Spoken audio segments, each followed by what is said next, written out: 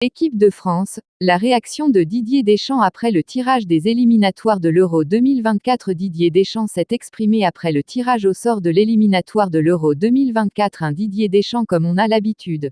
Le sélectionneur de l'équipe de France a été présent à Francfort ce dimanche matin afin de suivre le tirage au sort des éliminatoires pour le prochain Euro qui se disputera du 14 juin au 14 juillet 2024. Les Bleus sont tombés dans le groupe B avec les Pays-Bas, l'Irlande, la Grèce et le Gibraltar. Voici la réaction du sélectionneur français en vidéo.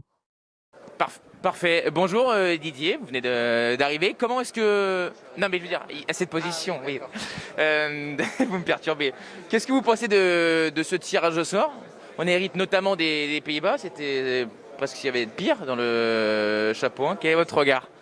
C'est un groupe dense parce qu'il y a les Pays-Bas bien évidemment, mais avec l'Air et la Grèce aussi qui sont de bonnes équipes. Donc dans les groupes de 5 c'est souvent assez dense, mais on a un groupe qui est de valeur. Donc voilà, les tirages et les commenter, ça peut toujours être mieux, ça peut être pire. Il faudra gagner, être meilleur que nos adversaires, comme d'habitude. Il y avait deux possibilités, groupe de 5 ou groupe de 6. Est-ce que vous avez un avis là-dessus? Qu'est-ce que vous préféreriez ou non? Enfin, qu'est-ce que ça change en tant que sélectionneur? Peu importe les préférences, la question à se poser, est-ce que c'est plus facile de se qualifier dans un groupe de 5 ou un groupe de 6?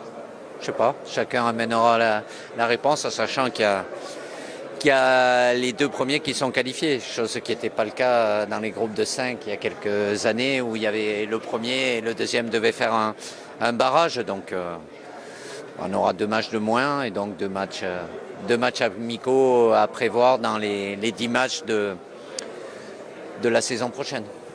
Dernière question Didier, comment est-ce que vous vous projetez sur cet Euro-là, sachant qu'il y a forcément un point d'interrogation sur la suite? Là, vous vous dites, qu'est-ce que vous vous dites à titre personnel?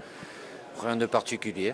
Voilà, je connais les adversaires pour ces matchs de qualification et mon énergie est focalisée sur ce qui nous attend dans 2 mois, bien évidemment, en sachant le calendrier qu'il y aura pour l'année d'après. Mais l'objectif prioritaire aujourd'hui, c'est évidemment la Coupe du Monde. Merci beaucoup Didier, à bientôt, parce qu'il y a des choses à nous annoncer, je pense, sous peu. Sous peu, on dira ça comme ça. Merci Didier. Le 9 novembre, la liste de Didier Deschamps pour la Coupe du Monde au Qatar. Journée spéciale évidemment pour connaître cette liste. La Coupe du Monde qui va conditionner l'avenir de Didier Deschamps à la tête de l'équipe de France. Mais à l'écouter, c'est lui qui va faire l'Euro 2024. Hein, non? Vous n'avez pas ce sentiment-là? J'ai l'impression surtout qu'il a un peu botté en touche en disant bon, de toute façon, voilà. Il n'a pas envie de laisser le poste, ça c'est sûr, confirmation. On verra, mais ce que je veux dire, c'est là, il a pris l'information, il a pris acte. C'est l'avis des entraîneurs, des sélectionneurs de penser qu'on est là longtemps, à vie. Puis c'est un super poste. Hein. C'est un super poste. On travaille tous les 2 mois. On se balade. C'est candidat. C'est un super poste. Après, il y a la pression, c'est vrai, mais c'est sûr que s'il rate la Coupe du Monde, il y aura un petit problème. Ce sera plus compliqué. Guy Stéphane, l'adjoint de Didier Deschamps avec Bertrand, il a donc un super job, Guy, d'être adjoint d'un sélectionneur. Je n'ai pas entendu le début de la conversation, donc je ne vais pas lancer Guy là-dessus. Guy, bonjour, merci de s'arrêter à notre micro. On va voir si vous avez des réponses différentes de Didier. Bon, sur ce groupe, vous pouvez espérer mieux, vous pouvez espérer moins bien, qu'est-ce que vous pensez? On le saura qu'à la fin. Enfin, en tout cas, non, pas ça. Hein. L'équipe de France ne le saura qu'à la fin. Mais je trouve que c'est un groupe compact, qui s'annonce assez serré.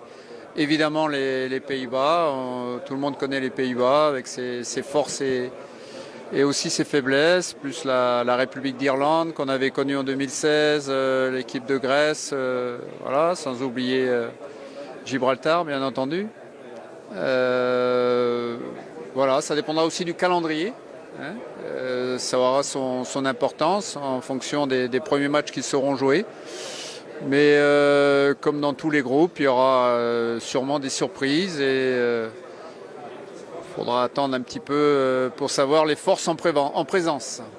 Vous posez la même question qu'à Didier. Il y avait soit l'option d'un groupe à 5 ou d'un groupe à 6 en tant que technicien. Qu'est-ce que ça pouvait changer pour vous? Groupe à 6, il y a 2 matchs de plus. Oui, ça, merci. Voilà. Et ça, c'est factuel. Et groupe A5, ça veut dire qu'il y aura 2 dates de libre. dans les prochains mois et que ça sera l'occasion de faire des matchs amicaux, des matchs de préparation.